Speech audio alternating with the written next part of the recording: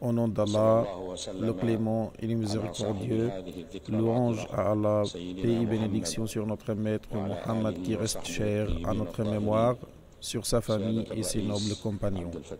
Monsieur le Président Abdel Fattah al-Sisi, président de la République arabe d'Égypte, qu'Allah le protège et couronne ses efforts et succès. Honorable audience, que la paix et la bénédiction d'Allah soient sur vous. En effet, notre célébration d'aujourd'hui, à l'occasion de la naissance du prophète, est une célébration de l'apparition de la dernière prophétie et du dernier message divin qui a orienté l'humanité vers le bon chemin. Après avoir libéré de la raison humaine des restrictions sectaires, de l'autorité familiale et du régime tribal, et avoir libéré la conscience humaine des chaînes de l'injustice et des manifestations du despotisme et de l'esclavage. Ce message divin a tiré l'humanité des ténèbres, de l'ignorance et de l'égarement. 10 ans à peine après la mort du prophète, porteur du message éternel, les trônes des tyrans, des despotes et de ceux qui se prenaient pour Dieu ont commencé à s'écrouler l'un après l'autre. Ainsi, l'humanité a commencé pour la première fois de son histoire à sentir l'odeur de la liberté, à boire à la coupe de la justice et à connaître l'égalité entre les gens et à ressentir la nécessité de mettre fin à l'injustice exercée par l'homme envers son frère. Dans son ouvrage intitulé Tarikh al-Rusul al-Muluk, At-Tabari rappelle que Rab'i ibn Amir, l'un des commandants de l'armée musulmane, est allé voir le commandant de l'armée persane, Rustum, pour négocier avec lui avant le début du combat d'Al-Qadisiyya. Ainsi, Rustum lui a dit: pourquoi êtes-vous venu ici? Rab'i lui a répondu: nous sommes envoyés de la part d'Allah. Allah nous a envoyés pour libérer celui qui veut de l'adoration des personnes vers l'adoration d'Allah et le fait sortir de l'étroitesse de ce monde vers son horizon le plus ample. Quelques petits mots qui reflètent à quel point ce noble compagnon avait souffert du manque de la valeur de la liberté et de celle de la justice, et à quel point il voulait que les gens puissent en jouir, même avant que cette nouvelle religion les prône. Contemplant cette phrase, l'étroitesse de ce monde vers son horizon le plus ample, nous constatons jusqu'à quel point les gens avant cette religion étaient prisonniers de la misère qui leur a été imposée par leur régime politique et leur système social et économique. Nous constatons également que ce message qui intervient à la fin de la réponse de Rab'i visait à libérer l'esprit, la pensée et la conscience. Son approche pour la libération de l'homme consiste au principe de la liberté régie par le principe de la justice, qui garantit les droits des gens.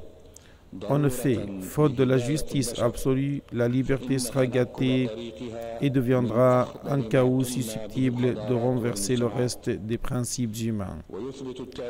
Honorable audience, si la prophétie du prophète, à lui paix et bénédiction, représente une nécessité pour orienter les gens vers la bonne voie, le trébuchement de cette voie est donc l'un des plus graves dangers qui peuvent menacer les civilisations et les sociétés.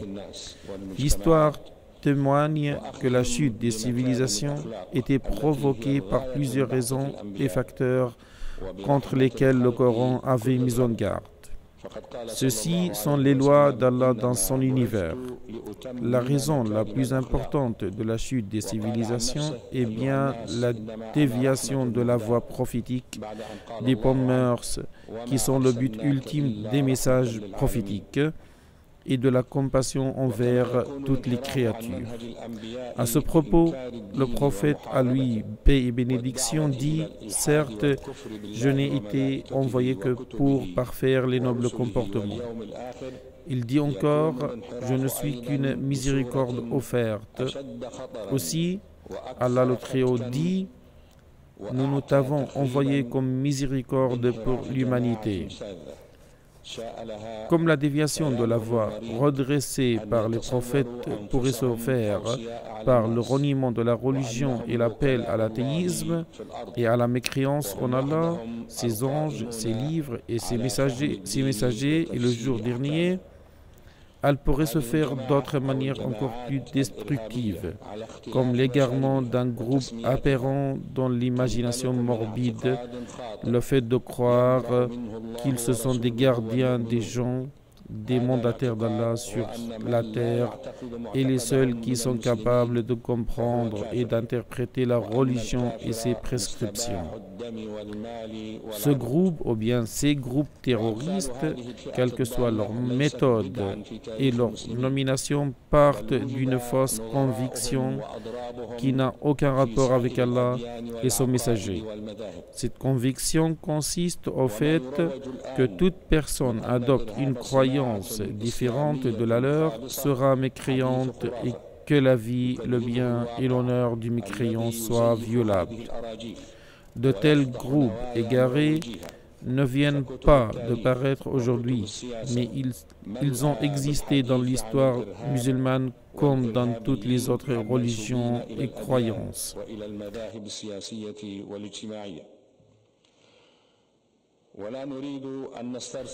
La prétention répétée de nos jours que le terrorisme n'est qu'une industrie musulmane et qu'il cible seulement les non-musulmans est une superstition démentie par la réalité qui révèle les intentions malveillantes des prometteurs de telles prétentions. Les livres de l'histoire ainsi que ceux de la politique fournissent des exemples de terrorisme attribués aux religions et aux courants politiques et sociaux. Je ne voudrais pas aller très loin de la catastrophe qui a secoué vendredi passé les cœurs des Égyptiens, voire même l'humanité tout entière, à l'est comme à l'ouest. L'attentat qui a frappé la mosquée d'Al-Rawda est un acte abominable et lâche qui ne peut être perpétré ni par un homme ni par un monstre dans la forêt. Les balles qui ont ciblé les priants dans la mosquée ne sont qu'une déclaration de guerre contre Allah et son messager et un défi à Allah dans l'une de ces maisons. Ces criminels ne sont pas les premiers à perpétrer de tels crimes dans les maisons d'Allah. Le deuxième successeur du prophète, à lui paix et bénédiction, Omar ibn al-Khattab, qu'Allah l'agrée, a été assassiné priant dans le mihrab de la mosquée du prophète, à lui paix et bénédiction. De même, le troisième calife, Othman, qu'Allah l'agrée, a été assassiné en lisant le Coran et son sang s'est coulé sur les feuilles d'Al-Mushaf auquel il lisait. Les Kharijites, les prédécesseurs de ces criminels et leurs ancêtres, eux aussi ont tué Ali, qu'Allah honore son visage, alors qu'il sortait pour appeler à la prière de l'aube, disant la prière, la prière. Le meurtre des successeurs du prophète par l'arme de trahison nous console. Et quelle consolation! Il nous console de même que nos familles qui ont perdu leurs enfants, leurs pères et leur soutien. Si vous, nos familles à Bir al-Abd, étiez terrorisés, rappelez l'histoire de ces Kharijites avec les compagnons du prophète, à lui paix et bénédiction. Ils les ont terrorisés et assassinés. Ils ont même accusé Ali de mécréance et l'ont tué après l'avoir trahi. En vous consolant, Monsieur le Président, et consolant notre peuple résistant, nous implorons Allah, le Très-Haut, de combler nos martyrs avec ses bienfaits en les faisant entrer au paradis, d'apaiser les cœurs de leurs familles et leurs proches et d'accorder une prompte guérison aux blessés.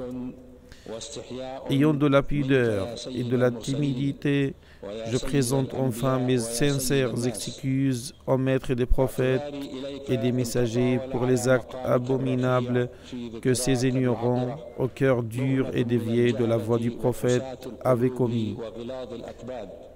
Les crimes de ceux-ci les écartent de plus en plus de la religion du prophète et de sa voie.